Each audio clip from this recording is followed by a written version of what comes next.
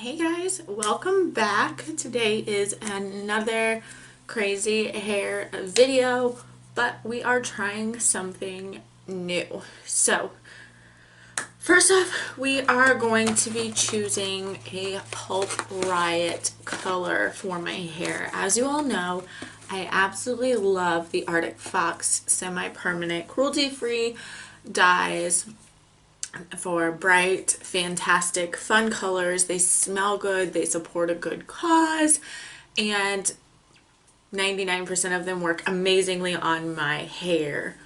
Today we are going to be trying a new line called Pulp Riot. Actually, it's not new, but it's new to me. They've been out, I believe, for about 2 years now. They are a professional salon only product.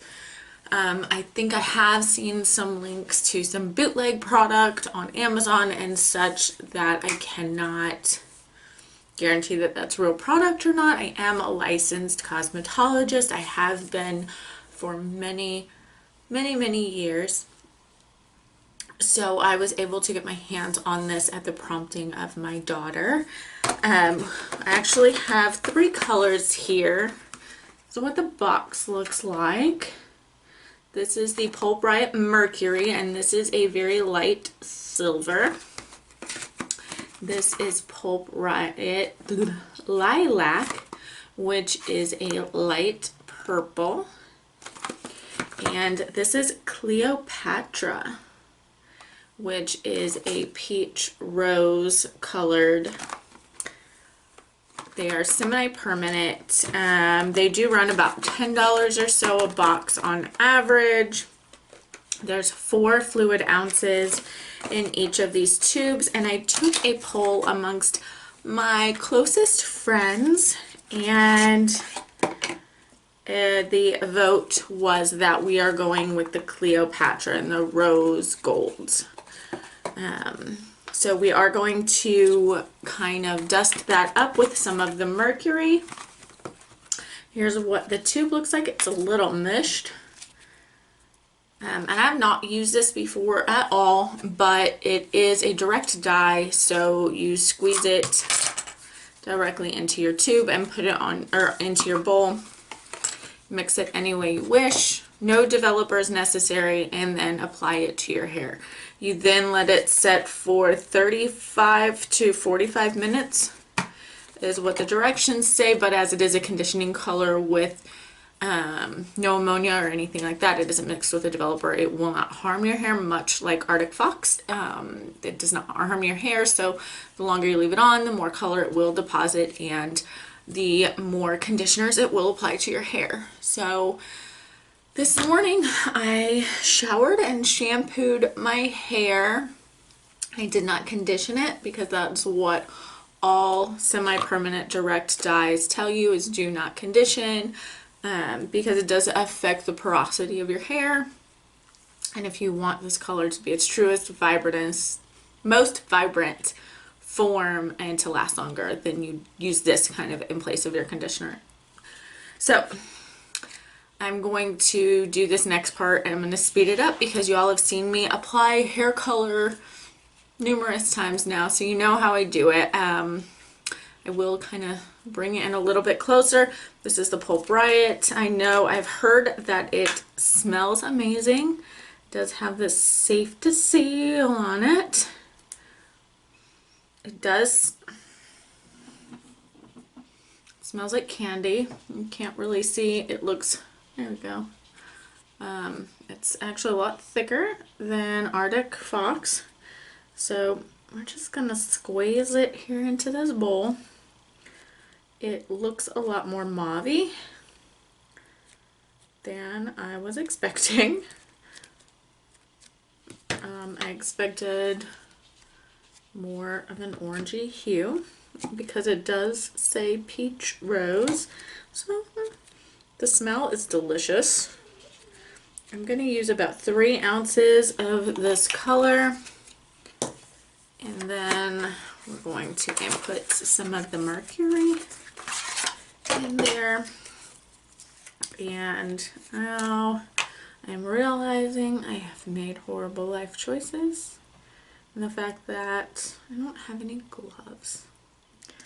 My daughter, I believe, used up all the gloves in my house.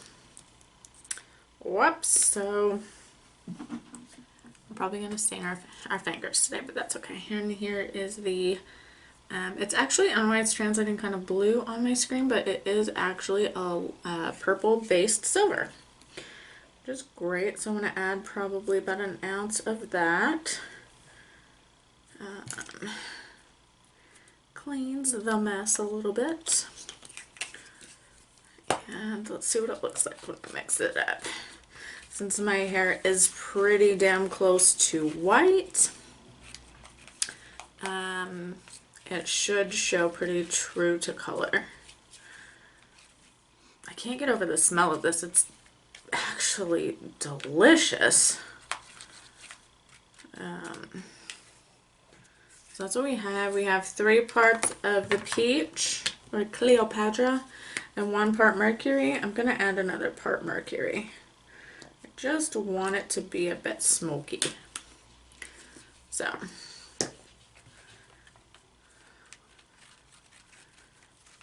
And I do have, if you can see, near my roots, the last color I had on my hair was an Arctic Fox Wrath. And I do have it near the uncolored portions of my roots here in the front. I don't know why it really hung on right there, but it's gone pretty much everywhere else. So I don't really know. Okay, if anybody has a suggestion while I section this out on how to grow out this side shave, that would be greatly appreciated. Because I'm having some trouble. I'm struggling.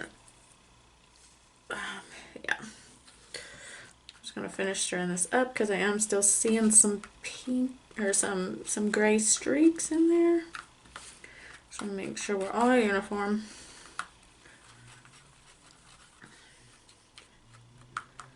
Here we are.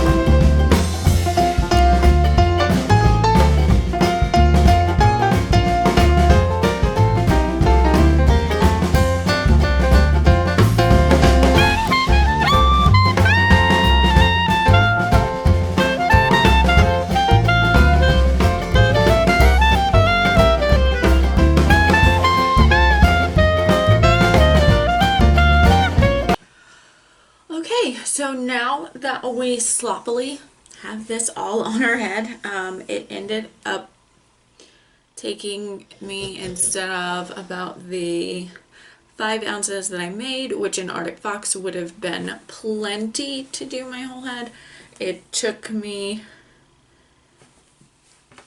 almost the entire 8 ounces of color on my head.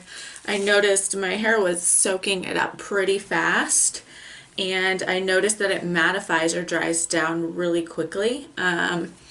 So I did get a little bit more messy with it, and I noticed that the more I would work the color in, it would kind of emulsify. So there were places that I thought, did I put color on here? Where did the color go?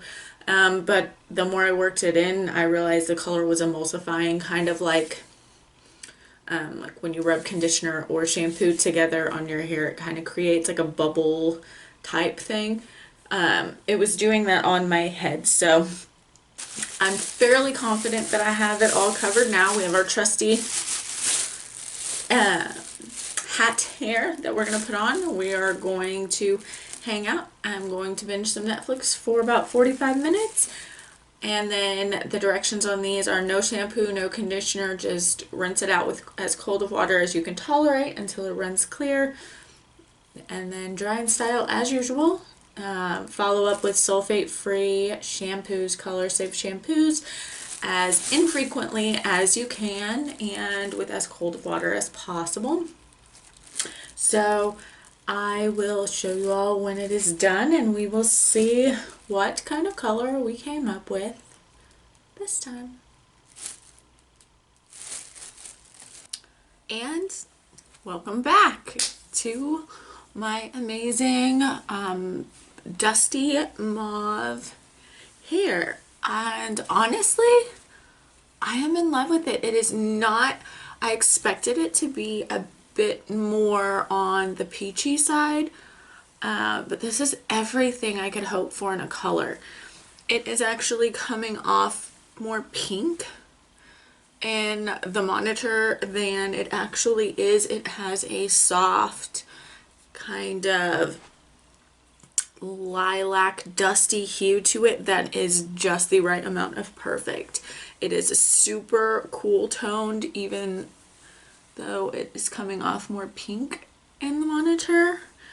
I was just absolutely in shock by the way this color came out. Some things to note now about my experience with Pulp Riot color compared to Arctic Fox, because those two seem to be the main two on the market today. Arctic Fox is amazing, absolutely amazing, and I will always continue to support the brand. The difference between Arctic Fox and Pulp Riot, the amount of shades. Pulp Riot on the shelf in the beauty supply, now you have to be a licensed cosmetologist to get it, so there's one drawback from that. There's probably about 60 shades. 60 pre-mixed amazing shades on the shelf that you can buy in the Pulp Riot. And of course they're all intermixable as well. So, and with Arctic Fox, I think there's about 12, maybe 15. And I know they are a newer brand and they're a small owned brand. You know, they're owned by Kristen Leanne, which is great. And super proud of her. She's an amazing human being and an amazing businesswoman, and she makes an amazing product. So never take that away. But as far as shade range goes, Pulp Riot kind of wins. They have a bigger shade range. As far as price per ounce, you can get 4-ounce bottles of Arctic Fox, and they run, think it's around $12 is what I paid. If you can buy them in Sally's, they're a little bit more expensive, or Hot Topic. If you buy them online, of course, you're paying shipping. The Pulp Riot is about $10 for a 4-ounce tube. You have to be a licensed cosmetologist in order to purchase it, to make sure it's authentic anyway. The difference is it took me twice as much color with Pulp Riot to color my hair than it does with Arctic Fox. The consistency is different. Pulp Riot's a thicker consistency and it tends to dry down matte very quickly.